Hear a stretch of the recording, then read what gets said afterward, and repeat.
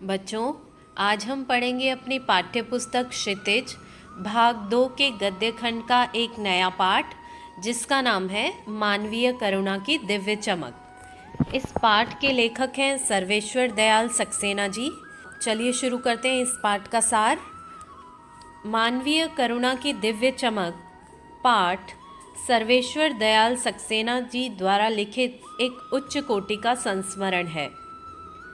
इसमें उन्होंने फादर कामिल बुल्के की चारित्रिक और व्यवहारिक विशेषताएं वर्णित की हैं।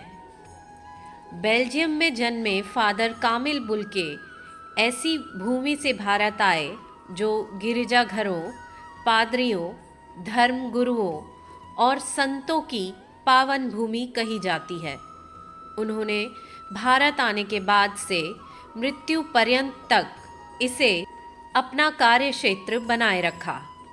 फादर सन्यासी थे, परंतु परंपरागत सन्यासी नहीं। लेखक और फादर के संबंधों की झलक हमें इस संस्मरण में देखने को मिलती है। वह भारतीय संस्कृति में रच बस गए थे और हिंदी भाषा को राष्ट्रभाषा का दर्जा दिलाने का उन्होंने सराहनीय प्रयास किया था। लेखक फादर के निधन पर अफसोस करते हुए ईश्वर से प्रश्न करता है कि जिसकी रगों में इतनी मिठास भरे अमृत के अतिरिक्त और कुछ नहीं था, उसके लिए ईश्वर ने ऐसा जहर का विधान क्यों किया। फादर की मृत्यु जहरबाद के कारण कठिन यातना सहते हुई थी।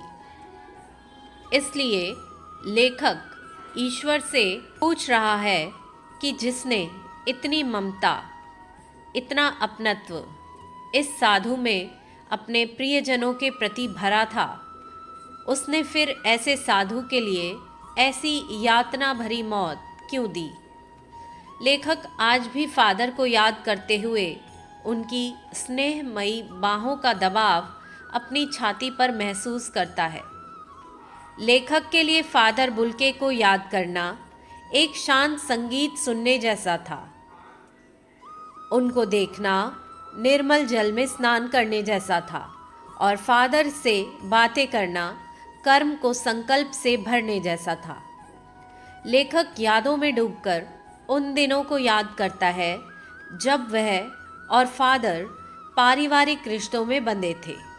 लेखक उन दिनों को याद करते हुए कहते हैं कि किस तरह फादर हंसी मजाक में शामिल रहते थे, हमारी गोष्ठियों में गंभीर बहस करते थे, हमारी रचनाओं पर बेबाक राय और सुझाव देते थे, हमारे घरों के किसी भी उत्सव और संस्कार में बड़े भाई की तरह खड़े रहते थे और पुरोहितों की तरह हमें आशीष देते थे।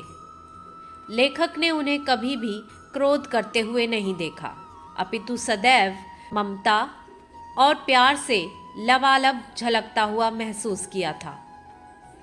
उन्हें देखकर लेखक के मन में यह जिज्ञासा हमेशा बनी रहती थी कि बेल्जियम में इंजीनियरिंग के अंतिम वर्ष में पहुंचकर फादर बुल्के के मन में सन्यासी बनने की इच्छा क्यों जगी, जबकि उनका भरा पूरा परिवार था।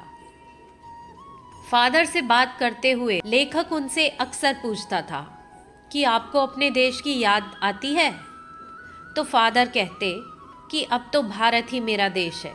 हाँ, पर मुझे अपनी जन्मभूमि रेम्स चैपल की अवश्य याद आती है और अपनी माँ की भी बहुत याद आती है।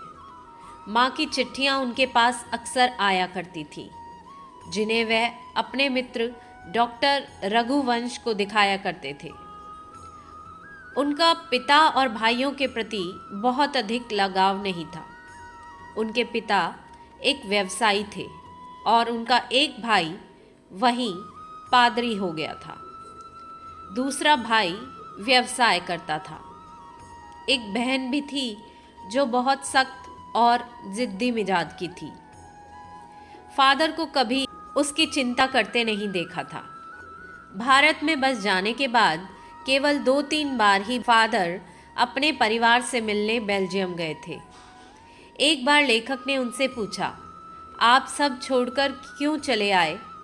यह पूछने पर उन्होंने सरलता से उत्तर दिया कि प्रभु की इच्छा थी। वह बताते थे कि माँ ने बचपन में ही घोषित कर दिया था कि यह लड़का हाथ से गया, और सचमुच इंजीनियरिंग के अंतिम वर्ष की पढ़ाई छोड़कर सन्यासी होने के लिए वे धर्मगुरु के पास गए और कहा कि मैं सन्यास लेना चाहता हूँ। उन्होंने यह शर्त भी रखी कि मैं भारत जाऊँगा। भारत जाने की इच्छा का कारण पूछने पर उन्होंने अनभिज्ञता प्रकट की। फादर बुल्के ने भारत में आकर जेसुइट संघ में धर्माचार की पढ़ाई शुरू की। 9-10 वर्ष वे दार्जिलिंग में पढ़ते रहे। कोलकाता से बीए और फिर इलाहाबाद से उन्होंने एमए किया। प्रयाग विश्वविद्यालय के हिंदी विभाग में रहकर सन 1950 ईस्वी में रामकथा, उत्पत्ति और विकास शोध प्रबंध पूरा किया। मातृलिंग के प्रसिद्ध नाटक ब्लूबर्ड का रूपांतर नीलपंछी नाम से किया। सेंट जेवियर कॉलेज रांची में हिंदी तथा संस्कृत विभाग के विभाग अध्यक्ष रहे और यहीं उन्होंने अंग्रेजी हिंदी शब्दकोश तैयार किया और बाइबल का अनुवाद भी किया। वहीं बीमार पड़ गए। पटना से दिल्ली आए और 47 वर्ष भारत में रहकर 73 वर्ष की जिंदगी जीकर चले गए। फादर बुल्के कभी संकल्प से सन्यासी लगते थे तो कभी मन से सन्यासी। एक बार रिश्ता बनाकर तोड़ना उनके स्वभाव में नहीं था। 10 साल बाद मिलने पर भी वही पुराने अपनत्व की गंध आती थी। वे जब भी दिल्ली आते थे तो गर्मी, सर्दी, बरसात झेलकर और खोजकर जरूर मिलते थे, चाहे 2 मिनट के लिए ही सही। उन्हें सदा हिंदी को राष्ट्रभाषा के रूप में देखने की चिंता रही, जिसके लिए वे हर मंच पर अपना दुख प्रकट करते थे। केवल इसी बात पर उन्हें झुंझलाते देखा था, उन्हें दुख करते हुए देखा था। घर परिवार के बारे में पूछना, निजी दुख तकलीफ के बारे में पूछना उनका स्वभाव था। बड़े से बड़े दुख में उनके मुख से सांत्वना के स्वर सुनकर राहत मिलती थी। लेखक को अपने पुत्र की और पत्नी की मृत्यु पर फादर के शब्दों की सहानुभूति शांति प्रदान कर देती है।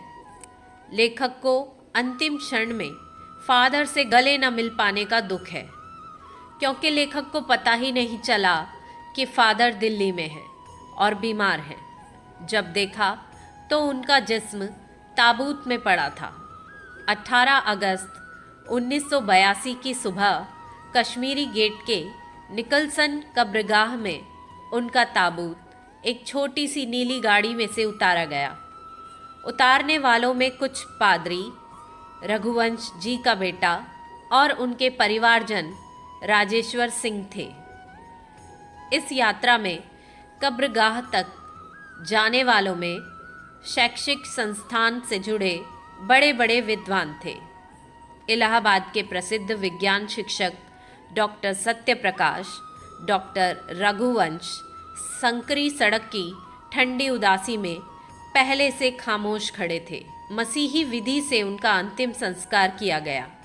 हिंदी में भी मसीही विधि से प्रार्थना की गई। सेंट जेवियर्स के रेक्टर फादर पास्कल ने उनके जीवन और कर्म पर श्रद्धांजलि अर्पित करते हुए कहा, फादर बुल्के धरती में जा रहे हैं। इस धरती से ऐसे रत्न और पैदा हों। डॉक्टर सत्यप्रकाश ने भी अपनी श्रद्धांजलि में उनके अनुकरणीय जीवन को नमन किया और फिर उनकी देह कब्र में उतार दी गई। लेखक कहता है कि मैं नहीं जानता इस सन्यासी ने कभी सोचा होगा या नहीं कि उसकी मृत्यु पर कोई रोएगा, लेकिन उस क्षण रोने वालों की कमी नहीं थी।